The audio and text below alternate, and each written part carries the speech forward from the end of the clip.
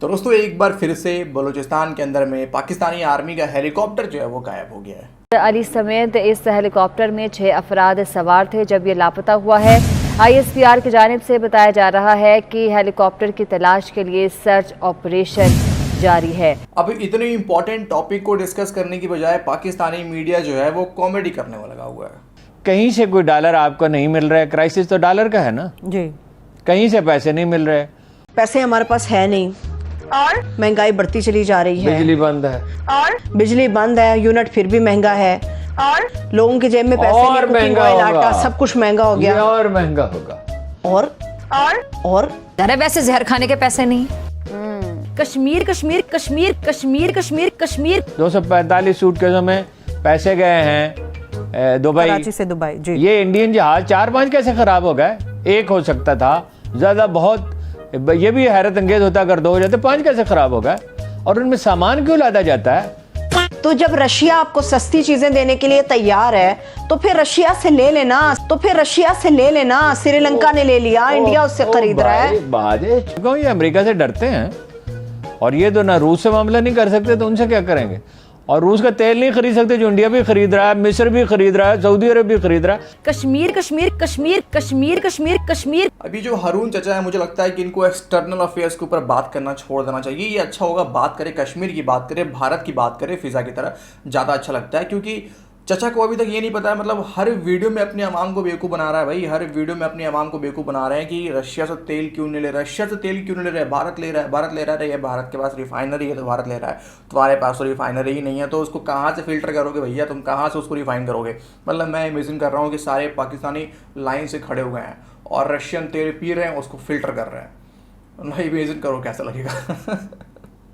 खैर आइए देखते हैं इस वीडियो को। दरअसल बात ये है कि आपको पता है कि पाकिस्तान की जो मेन बॉस है आर्मी चीफ बाजवा, अब उसने कमान संभाल लिए। IMF ने पाकिस्तान को पैसे दिए नहीं हैं डॉलर के लिए, मतलब पाकिस्तान ने हर वो काम कर लिया लेकिन पैसे भी मिल नहीं रहे हैं। तो अब सर जो मतलब पानी जो है वो सर से ऊपर बह चुका है पाकिस्तान का और अब कटोरा आ गया है मेन बॉस के हाथ में। तो आइए देखते हैं इस वीडियो को। लेकिन अगर चैनल पर नया सब्सक्राइब जरूर से कर दीजिएगा ताकि नोटिफिकेशन आपको मिलता रहे। बेल आइकन को प्रेस करना होगा उसके लिए आपको, और वीडियो को प्लीज़ लाइक कीजिए, शेयर कीजिए, कमेंट कीजिए। अपना ख्याल रखिए। जय हिंद।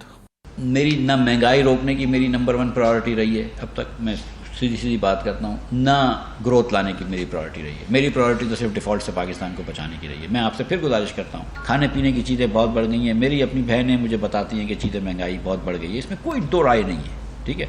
और मैं seriously as a minister of finance में शर्मिंदा हूँ कि मैं और कुछ नहीं कर सकता हूँ। काश मैं कर सकता, लेकिन मेरे हाथ बंधे हुए हैं भाई।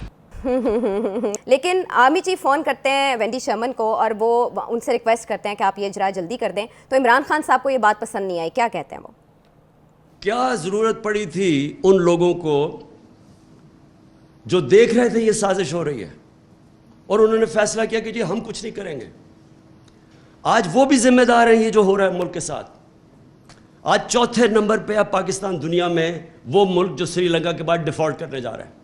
आज अब आर्मी चीफ कॉल कर रहे हैं अमेरिकनों को कि वो शर्मन को कि जनाब हमें IMF से सिफारिश करके हमें वो पैसे दिलवा दें।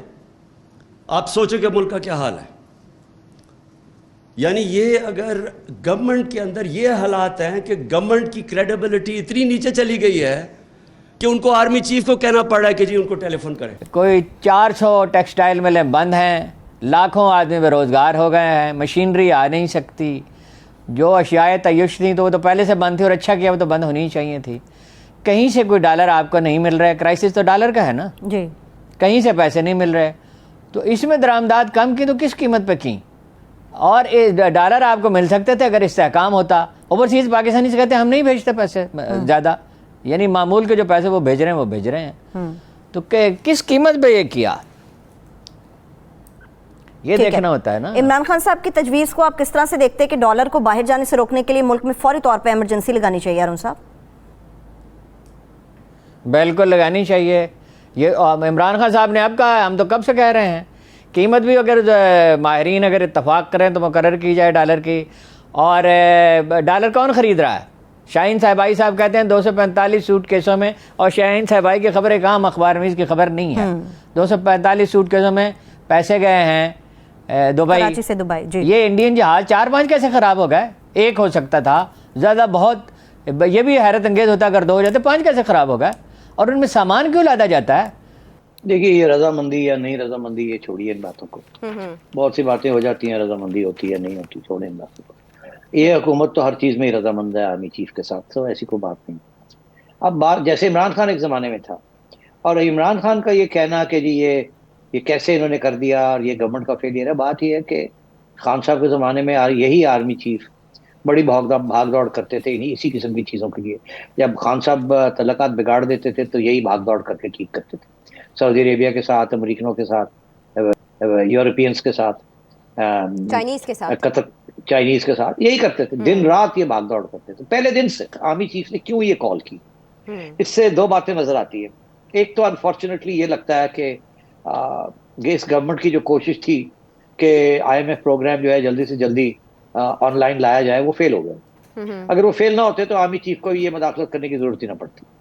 तो ये तो बड़ी क्लियर कट एक सिग्नल है कि डिफॉल्ट जो है वो इस गवर्नमेंट का कहना है हमने बचा लिया है डिफॉल्ट से। अब आर्मी चीफ की इंटरवेंशन करना, 2 बातें, एक तो ये कि ये गवर्नमेंट कामयाब नहीं रही to get the IMF to come on board quickly. दूसरी बात ये कि अगर ये इन्होंने इंटरवेंशन करनी भी थी तो इसको पब्लिक करने की क्या जरूरत थी। ये behind the scenes army chief बात कर सकते थे, किसी को भेज सकते थे बात करने के लिए, खुफिया बात कर सकते थे, उनको कह सकते थे कि ये बात पब्लिक नहीं करनी, आपने मेहरबानी करके, हमारे ये इस किस्म के प्रॉब्लम्स हैं, तो आप हमारी हेल्प करें। मगर प्लीज देखिए, बहुत सी बातें होती हैं। For example army chief US ambassador को बुला के ये कह सकते, US एम्बेसडर कन्वे कर सकता था वहां मीटिंग कि जी वो उनकी ये रिक्वेस्ट है।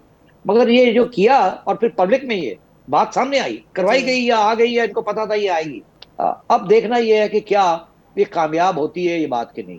अगर तो $1 बिलियन इनको अगले 10 दिन में मिल जाते हैं तो फिर आप ये समझिएगा कि इसमें आर्मी चीफ की इंटरवेंशन की वजह से ये सब कुछ हुआ। नहीं तो ये अगस्त के एंड में बोर्ड की मीटिंग थी, उसके बाद डिस्बर्समेंट होनी थी, स्टाफ लेवल एग्रीमेंट तो हो गई है। तो अगर तो ये इसी महीने आ जाते हैं पैसे जल्दी, तो फिर समझा जाए कि इनकी इंटरवेंशन बड़ी इंपॉर्टेंट थी और इसीलिए उन्होंने की।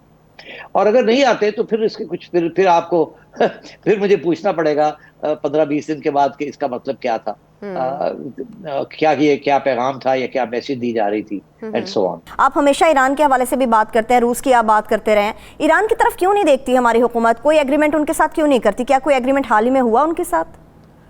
नहीं किया हुआ है एग्रीमेंट, अभी हुआ है ना, $60 करोड़ की वो गैस देंगे और वो उसके लिए आपको डॉलर में अदायगी नहीं करनी होगी, उसमें अच्छी बात यह है। ज़बरदस्त। तो वो आप उसके बदले में चावल देंगे या पाकिस्तानी करेंसी में अदायगी करेंगे? चावल काफ़ी है पाकिस्तान में। ईरान में ये चावल बासमती नहीं खाया जाता, जो हमारे यहाँ ज़्यादा चावल खाया जाता है वो बासमती है। उनके यहाँ दूसरी अक़साम का चावल खाया जाता है तो निस्बतन सस्ता है। उसकी वजह ये नहीं है कि वो सस्ता चावल ख़रीदना चाहते हैं, उसकी वजह यह है कि वहाँ लोग खाते ही वही चावल हैं, ईरान में वही पैदा होता है, वो सदियों से यही खाते आए हैं। तो वो हुआ है वो। तो बाकी गैस का तो मैं आपसे अर्ज कर चुका हूँ, ये अमेरिका से डरते हैं और ये तो ना रूस से मामला नहीं कर सकते, तो उनसे क्या करेंगे। और रूस का तेल नहीं खरीद सकते जो इंडिया भी खरीद रहा है, मिस्र भी खरीद रहा है, सऊदी अरब भी खरीद रहा है, सब ममालिक खरीद रहे हैं, बस हम नहीं खरीद रहे।